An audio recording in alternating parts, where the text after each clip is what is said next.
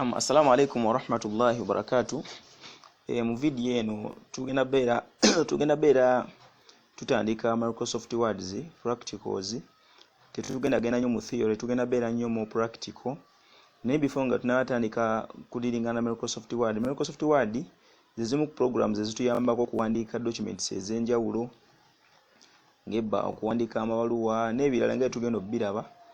Naye before tulina kitegeera nti Microsoft Word yemu program eziri mu Microsoft Office programs. Microsoft Office erimu programs esukka mu 5 muri Microsoft Word, Microsoft Database, Microsoft PowerPoint nga tujoziraba in details. Naye before nga tunatandika na Microsoft Word soketegereze zino terms ebbiri. Folder chechi ne file chechi. Folder it is also called a directory. Tuyinza ogiyita directory. Chechi folder.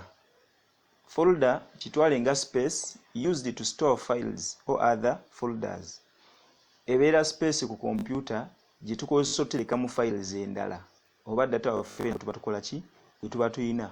Mu folders omwo tusobola okuterekamu ne folders endala. So tulabe butya tukuleetinga folder. Tuongere okukola ki? Kugitegeera.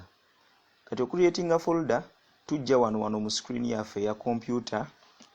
Nonyiga right click ku mouse yo, nonyiga new. Omala okunyiga new n'ogenda wano wali folder.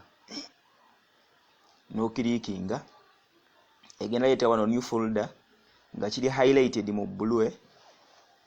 O typingamu erinnya ly'oyagala otume eyo folder. For example, tugitume documents, tugenda terekamu documents zaffe.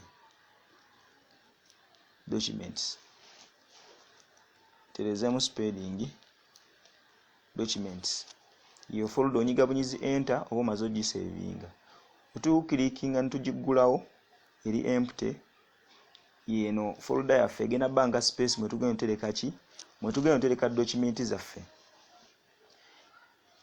Tusogiyita folder, tusogiyita directory. Tumaze ogicreatinga yeno eri empty. Wotuma otegeera folder, tulina otegeera file. File chechi. File kitwale nga the container which stores actual data or information within the computer.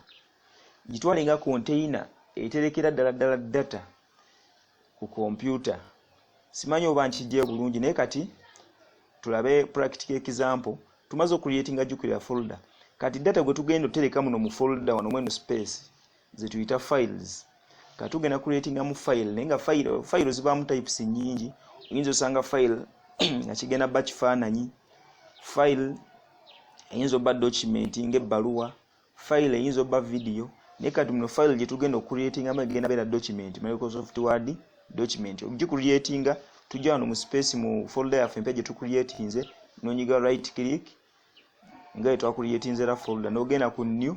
Naye ekyenjawulo ojja wano eno onoonyawo Microsoft Word document yeno wano eno ogiclickingamu.